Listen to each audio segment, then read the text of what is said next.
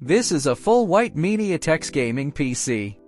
And honestly, it looks way more expensive than it actually is. The crazy part?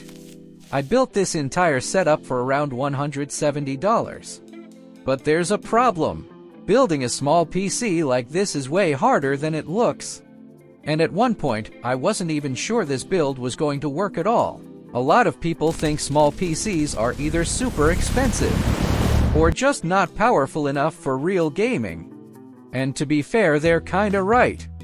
For the same price, I could have built a much more powerful system, with something like an RX 580 and a bigger case.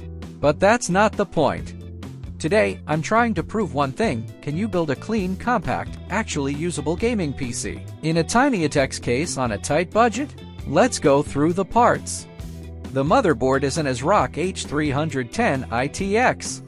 It uses the Laja 1151 socket, which means you can run a wide range of Intel CPUs. And for a budget gaming build like this, it's actually a really solid choice. Small, simple, and does exactly what we need. For the CPU, I went with the i3-9100T. This is a 4-core, 4-thread processor with a boost clock up to 3.7 GHz. Now, it's not the most powerful chip out there. But that's not the point. The key thing here is the 35-watt TDP. That means way less heat, lower power consumption, and much easier cooling inside a tiny case, which makes it perfect for this kind of build. For cooling, I'm using a top-flow CPU cooler.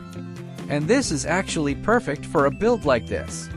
It pushes air directly down onto the motherboard, which helps cool not just the CPU but also the surrounding components. It comes in full white, with white lighting, so it fits the theme perfectly. And it's not just for looks. This cooler has 4 copper heat pipes, which is honestly more than enough for a low-power CPU like this. So yeah, good cooling, clean look, and perfect for a compact ITX build. Now for RAM. I'm running 12 GB total, an 8 GB stick and a 4 GB stick, both at 2400 MHz. Not ideal, but we might try to push it a bit further later.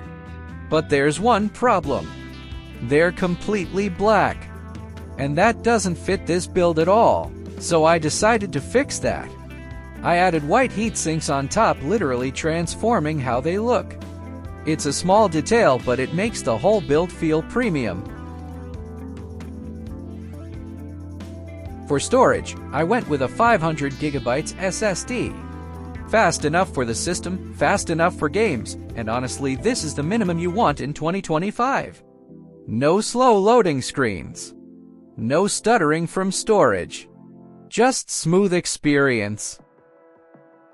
Now, the GPU. This is an EVGA GTX 1050 Ti. It has 4 GB of RAM, doesn't need external power, and pulls only around 75 watts, which makes it perfect for a small build like this. But there's a problem. It's black, and that completely ruins the look. So I had to fix it. First, I took the GPU apart. Then I carefully covered everything important, using masking tape.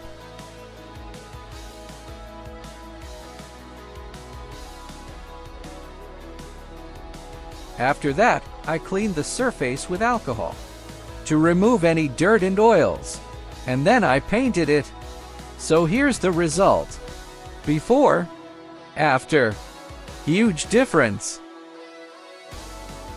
For the power supply, I'm using a 400-watt SFX unit. Fully white fits the theme perfectly. And honestly, 400 watts is more than enough. The GPU only uses 75. The CPU is ultra low power, so this system doesn't need much at all. And finally, the case. This thing is interesting. It's basically a 3D printed Mini ITX case inspired by those small aquarium-style designs. It looks clean, compact, and unique. But building inside it is a completely different story. So everything was going smoothly until the final step, installing the GPU. And yeah, it didn't fit. The PCIe slot sits too low, and the GPU literally hits the bottom of the case. At this point, I thought the build was over, but then I had an idea. Instead of mounting the GPU normally, I decided to go vertical. So I ordered a white PCIe riser cable. But there was another problem. The case had no space for video outputs. So yeah, I had to literally cut the case. Using a rotary tool, I made a custom opening for HDMI and DisplayPort. Not the cleanest solution, but it worked. And after all that, this is the final result. A fully white compact Mini ITX gaming PC that actually looks insane for the price. But looks don't matter if it can't perform. So let's test it. First up, GTA 5 Enhanced. We're running the game on ultra settings in full HD, and the system delivers around 60 to 65 FPS on average. Honestly, GTA V is still a legend. Even after all these years, the game looks amazing, and the graphics hold up really well.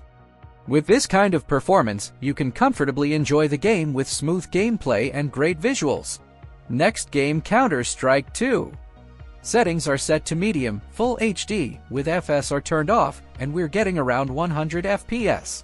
Since CS2 is a competitive esports title, having a high and stable FPS is extremely important. And here, this PC delivers exactly that. You can easily pair it with a 100 Hz plus monitor and get a smooth competitive experience. Moving on, Ghost of Tsushima. The game is running at 720p on low settings, with an average of around 30 FPS. It's not the smoothest experience, but it's definitely playable. Considering how visually demanding this game is, getting a stable 30 FPS on this system is still pretty decent. Next, The Last of Us Part 1. Same setup here, 720p, low settings, and again around 30 FPS on average. This game is known for being very demanding, so similar performance is expected. It's playable, but clearly pushing the limits of this PC. Now let's check Dota 2. We're running ultra settings in full HD, and getting around 80 FPS. That's a great result for a game like this. Everything feels smooth, responsive, and visually clean, perfect for both casual and competitive play. And finally, PUBG. The game is set to medium settings in full HD, with an average of about 50 FPS. PUBG is still a pretty demanding battle royale, so this is a solid result. The gameplay feels stable enough, and you can definitely enjoy matches without major issues. Now let's talk about the price. CPU around $15. Motherboard around $20. RAM around $40. SSD around $30. GPU around $35. PSU around $15. Case around $25. Cooler around $10. Extras around $15. And finally, total around $170. So was it worth it? Honestly, yes. It's not the most powerful PC you can build for this money. But that's not the point. This is about building something small, unique, and clean, without spending a fortune. And I think this build proves that it's possible. If you enjoyed this video, make sure to subscribe and leave a like. And next time I'll try to build something even crazier.